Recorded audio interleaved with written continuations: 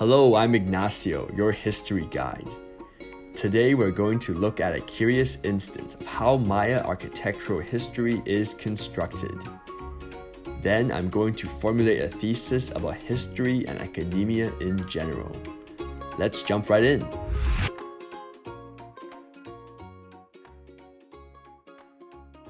We're going to examine a few publications from the Journal of Latin American Antiquity. We'll look at 4 authors, all of whom are archaeologists. First, Wendy Ashmore and Jeremy Sabloff. Second, Michael E. Smith. And third, Ivan Spirak. Now, these authors published a string of articles from 2002 to 2005. These articles are part of a rigorous debate surrounding the cosmogram. What is a cosmogram? The cosmogram is a diagram depicting a civilization's view on cosmology, their view of the universe and the world. The authors disagree vehemently about whether or not Maya cities are architectural representations of cosmograms.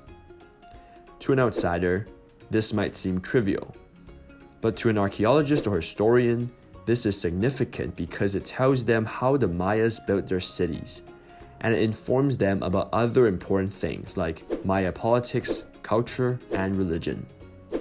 This debate also has greater implications for the integrity of the entire field of history.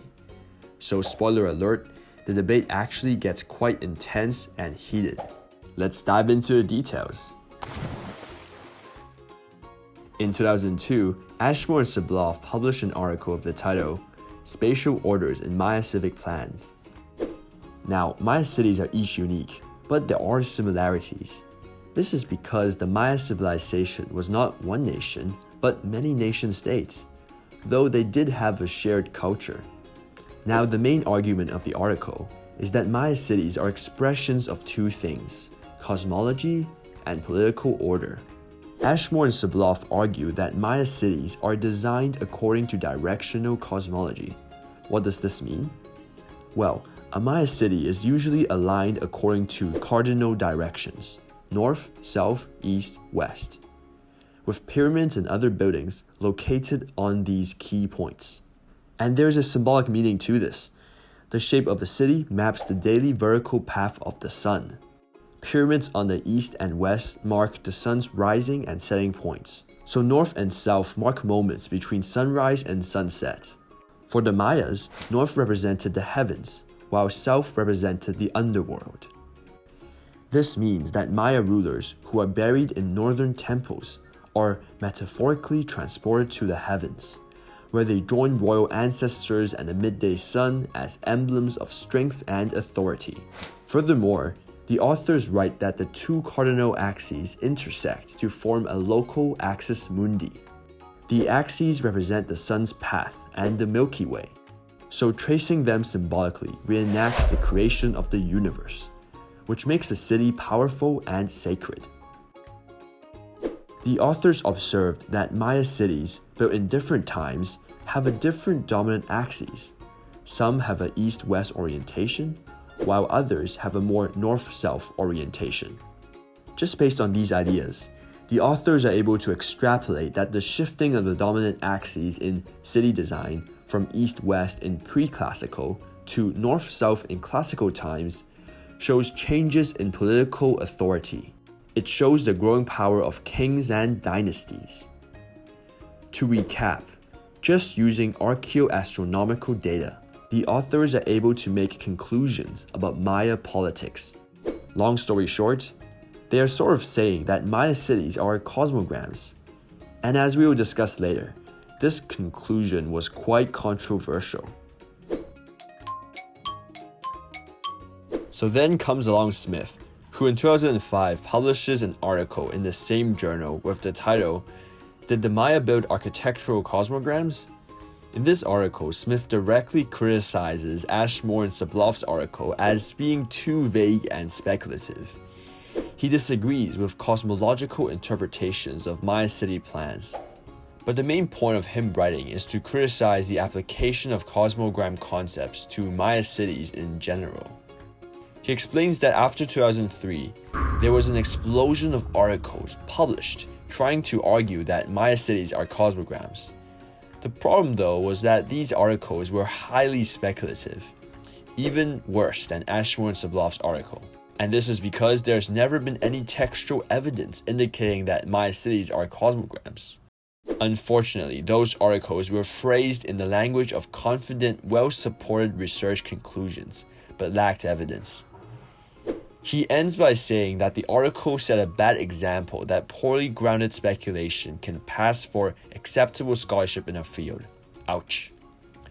Throughout the article, Smith uses strong expressions to express his discontent, such as, "I am flabbergasted. I find this trend troubling." But Smith has a good intention. He wants to improve the quality of work in their field, and he does this by directly addressing other authors and criticizing their work.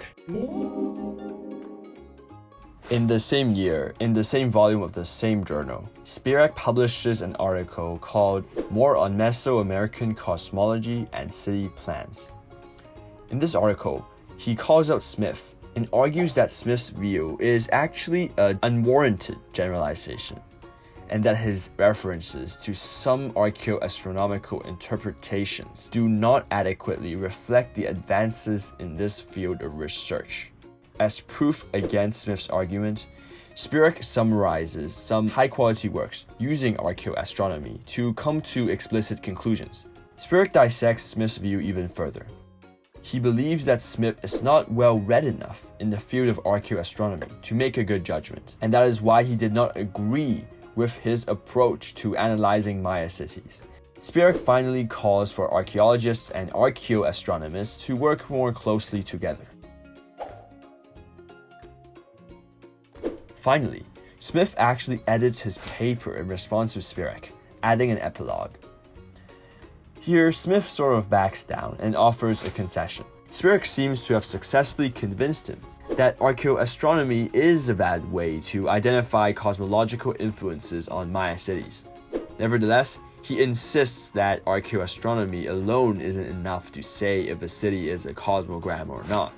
He also admits two things. First, Smith did not consult Spirac's paper on archaeoastronomy when writing his articles, which he admits is a scholarly lapse, and he even apologizes for this.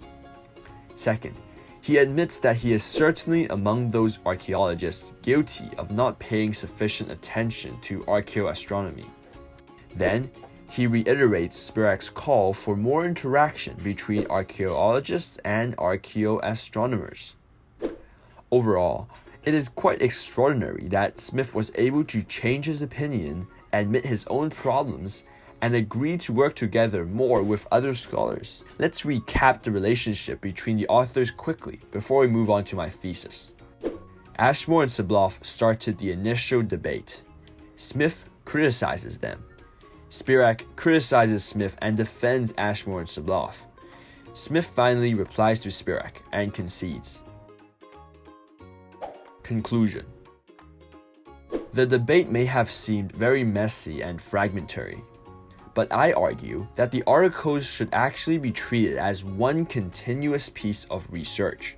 This is because the articles all had the same mission and wanted to answer the same question. Were Maya cities cosmograms? In spite of the different results, they all shared the same goal. They wanted to improve the field of history and archaeology. They wanted to do this by improving the methods, standards, and body of knowledge itself. This was all done through an open discussion. Although the scholars disagreed about cosmograms, they did manage to make an advancement in academia, spark a greater collaboration between archaeologists and archaeoastronomers. This brings me back to my general thesis about history and academia, and that is, the discussion is never ending. History in academia is actually one continuous line of research. Every day, scholars are building on the existing body of knowledge, whether it is by agreeing or disagreeing, constructing or deconstructing. And this line of research is trying to move towards ever greater truths, principles, and philosophies. Everything takes time to improve, especially human knowledge. And that's all. The debate about my history today is just a small excerpt from the greater process of knowledge production in the world.